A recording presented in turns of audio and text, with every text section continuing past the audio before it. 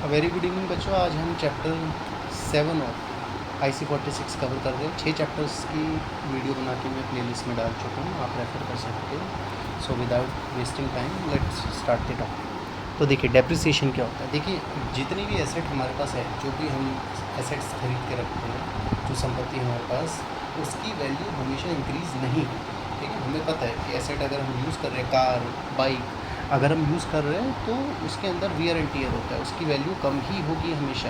ठीक है, उसके इनिशियल सेल प्राइस से। तो ये अगर वैल्यू उसकी कम होगी तो हमें कैसे पता चलेगा कि उसकी प्रेजेंट वैल्यू क्या है। तो कैसे पता चलेगा, ये पता चलता है डेप्रिसिएशन की वजह से। तो डेप्रिसिएशन क्या है? Depreciation is a system of accounting which aims to distribute the cost और other basic value of tangible asset less salvage over estimated useful life of it. ठीक है, तो हम क्या करते हैं, हम टेंजिबल कैपिटल एसेट, ठीक है, नॉट रेवेन्यू एसेट की बात भी करेंगे। तो डेप्रिसिएशन एक सिस्टम ऑफ अकाउंटिंग है जिसमें हम टेंजिबल कैपिटल एसेट की कॉस्ट को और अदर बेसिक वैल्यू को डिस्ट्रीब्यूट कर देते हैं उसकी यूज़फुल लाइफ पे। ठीक है, माइनस सैलवेज, अगर कोई सैलवेज है, वेस्टेज है, उसको माइनस करने के बाद। ठीक है, चलिए देखिए। और डेप्रिसिएशन की एक और डेफिनेशन है कि depreciation includes amortisation of asset whose useful life is predetermined. ठीक है, क्योंकि हमने पहले से डिटरमाइन कर रखी है कि एक एसेट 20 साल चलेगी, 15 साल चलेगी। नेक्स्ट पॉइंट, डेप्रिसिएशन अगर लैंड पे बात करें बच्चों, तो क्या लैंड के ऊपर डेप्रिसिएशन लगता है? तो हम सबको पता है लैंड की वैल्यू गिरती नहीं है, हमेशा बढ़ती है। तो depreciation does not apply to land unless it has a limited useful for any enterprise. अगर किसी लिमिटेड यूज़फुल लाइफ, अगर किसी एंटरप्राइज़ के लिए किसी पर्टिकुलर लैंड की यूज़फुल लाइफ लिमिटेड है, ठीक है, तब उस पर आप डेप्रिसिएशन लगा सकते हो। ऑल तो नहीं लगता लैंड पे डेप्रिसिएशन। ओके ना, अब ये जो डेप्रिशिएबल अमाउंट है ये निकलता कैसे, कैलकुलेट कैसे होता है? तो डेप्रिसिएबल अमाउंट कैलकुलेट करते हैं historical cost minus estimated residual value. ठीक है, इस जो एसेट के हिस्टोरिकल कॉस्ट है और जितनी उसकी रेसिडुअल वैल्यू है, ठीक है, उसको माइनस करते हैं ना। रेसिडुअल वैल्यू क्या है बच्चों की, अगर मान लो किसी एसेट को आप बेचोगे, ठीक है, तो उसकी जो रेसिडुअल वैल्यू निकलेगी ना। अब देखिए मेथड ऑफ डेप्रिसिएशन हम देख रहे हैं, तो ये सारे के सारे मैक्सिमम हमने आज की क्लास में मेथड्स ही डिस्कस करने हैं। तो वन बाय वन शुरू करते हैं। सबसे पहले है एसएलएम मतलब स्ट्रेट लाइन मेथड। तो स्ट्रेट लाइन मेथड क्या है? स्ट्रेट लाइन मेथड ये सिंपल है। स्ट्रेट लाइन मेथड की कैलकुलेशन सबसे आसान होती है। इसमें हम क्या करते हैं, हिस्टोरिकल कॉस्ट, जो भी एसेट की हिस्टोरिकल कॉस्ट है, उसमें से उसकी सैलवेज वैल्यू को माइनस कर देते हैं। सैलवेज वैल्यू मतलब उसको मान लो अगर किसी वेस्ट पार्टिकल को सेल करके कुछ मिला था, ठीक है, हिस्टोरिकल कॉस्ट में से सैलवेज वैल्यू को माइनस कर दिया और जितनी एसेट की number of years of useful life है उसे डिवाइड कर देना। ठीक है, चलिए। बट एक हमने एक्सेप्शन याद रखना है कि स्ट्रेट लाइन मेथड यूज़फुल नहीं है अगर हम plant and machinery and vehicles की बात कर रहे हैं। ठीक है, एंड हाउएवर इसको यूज़ कहाँ किया जाता है? It is useful for small value assets, जैसे फर्नीचर्स हो गए, फिक्चर्स हो गए, वहाँ यूज़ होते हैं। ठीक है, नेक्स्ट आगे देखिए। अब नेक्स्ट क्या है? नेक्स्ट मैंने लिखा है diminishing reducing method. Diminishing reducing method की अगर बात करते हैं बच्चों, तो डिमिनिशिंग रिड्यूसिंग मेथड क्या है? तो डिमिनिशिंग रिड्यूसिंग मेथड है, यहाँ पर क्या करते हैं, इसको ध्यान से सुनिए। The amount of depreciation goes on, देखो नाम से पता चल रहा है डिमिनिश हो रहा है। ठीक है, तो डेप्रिसिएशन क्या हो रहा है? डिमिनिश होता जा रहा है, कम होता जा रहा है। तो amount of depreciation goes on decreasing with increase in the amount of repair charge against repair charge against profit turns out to be balanced constant figure every year. ठीक है, देखो जैसे जैसे आप रिपेयर ज़्यादा करोगे तो ऑटोमेटिकली एसेट की वैल्यू और एसेट की लाइफ और बढ़ती जाएगी। तो यहाँ पर क्या होगा, हम उसकी डेप्रिसिएशन को डिमिनिश करते रहेंगे, डेप्रिसिएशन कम होता जाएगा हर साल।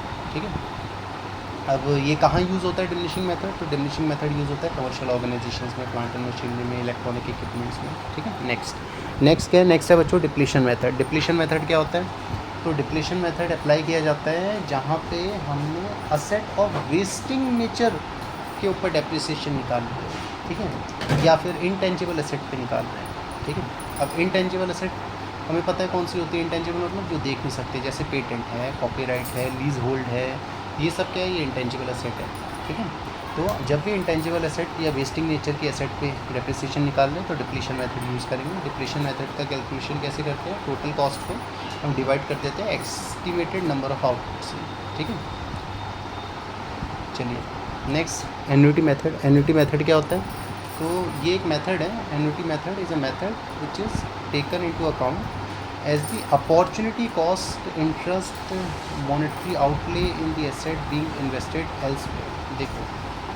देखो अपॉर्चुनिटी कॉस्ट पता है ना आप सबको? नहीं पता तो मैं बता देता हूँ। अपॉर्चुनिटी कॉस्ट क्या होता है? जैसे मान लो अगर मेरे पास कोई अपॉर्चुनिटी है to work in any particular organisation और मैं वहाँ काम ना करके अपना खुद का कोई बिज़नेस स्टार्ट कर रहा हूँ, तो जॉब ना करके अगर मैं बिज़नेस कर रहा हूँ तो मैं मेरी अपॉर्चुनिटी कॉस्ट क्या है? उस जॉब को छोड़ने की अपॉर्चुनिटी कॉस्ट है, ठीक है, बिज़नेस करने के रिस्पेक्ट, ठीक है। तो जहाँ भी अपॉर्चुनिटी कॉस्ट की बात करेंगे, अपॉर्चुनिटी कॉस्ट ऑफ इंटरेस्ट, ठीक है, जिसका कुछ ना कुछ मॉनेटरी आउटले होगा, ठीक है, मतलब जिससे कुछ ना कुछ मॉनेटरी बेनिफिट हमें मिलेगा एसेट के ऊपर, और उस एसेट को अगर हम कहीं और इन्वेस्ट करेंगे तब हम एन्युटी मेथड को यूज़ करते हैं, ठीक है। और ये ध्यान रखना, इसको यूज़फुल किया जाता है लॉन्ग टर्म लीजेस में, ठीक है।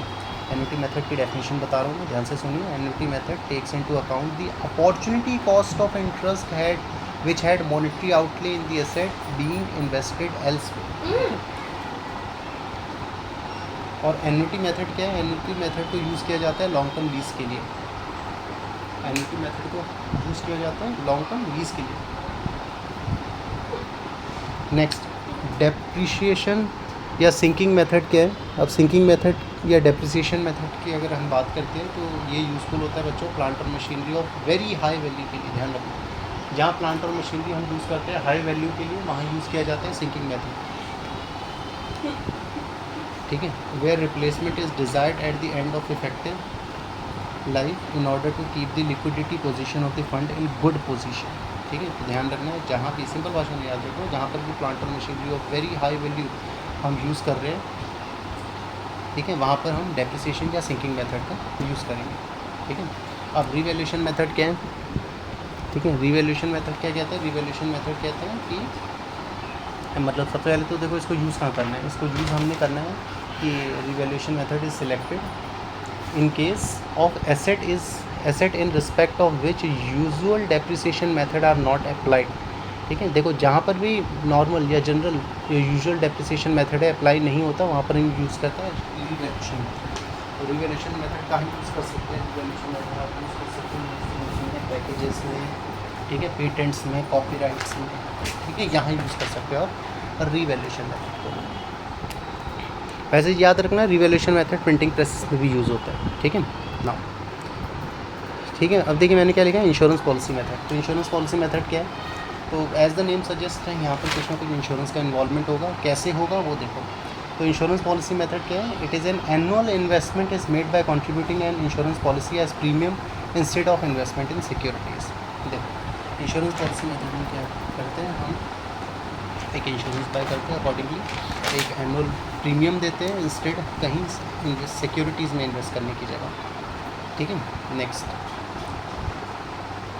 आगे बढ़िए, देखिए आगे क्या लिखा है मैंने, आगे लिखा है machine hour rate method. Machine hour rate method क्या है? तो इट इज़ चूजन फॉर, देखो ध्यान नाम से याद रखना है, इट इज़ किसके लिए यूज़ होता है? मशीन्स के लिए यूज़ होता है। It is chosen for machines where productivity is relevant in their production and in case machines with high cost, ठीक है। जिन मशीन्स की हाई कॉस्ट है वहाँ पर हम यूज़ करेंगे मशीन आर रेट मेथड, ठीक है। नेक्स्ट देखिए डिप्लीशन मेथड कहाँ यूज़ करते हैं, और ये याद रखना मशीन रेट मेथड जो है वो डिप्लीशन मेथड से सिमिलर होता है, ठीक है ना। अब क्यों सिमिलर होता है? ये इसलिए सिमिलर होता है because depreciation is not charge based on time but on utilisation volume of production, ठीक है। चलिए नेक्स्ट, हाँ नेक्स्ट क्या कह रहा था मैं? नेक्स्ट कह रहा था डिस्पोजल। अब ये डिस्पोजल क्या है? ये डिस्पोजल कोई मेथड नहीं है, मैं बता रहा हूँ आपको कि डेप्रिशिएबल एसेट जो है हमारी उसको डिस्पोज क्यों करना है या कैसे करना है वो, ठीक है। डिस्पोज मतलब आपने या तो उसको सेल कर दिया या मान लो उसको डिस्पोज कर दिया अगर सेलेबल आइटम नहीं हो पा रही हो, ठीक है। तो डेप्रिशिएबल एसेट को डिस्पोज अगर करना है तो इसका मतलब क्या है? इसका मतलब है कि आप उसको सेल कर रहे हो, रिमूव कर रहे हो, डिस्ट्रॉय कर रहे हो, ठीक है, या एक्सचेंज कर रहे हो किसी पर्टिकुलर एसेट से।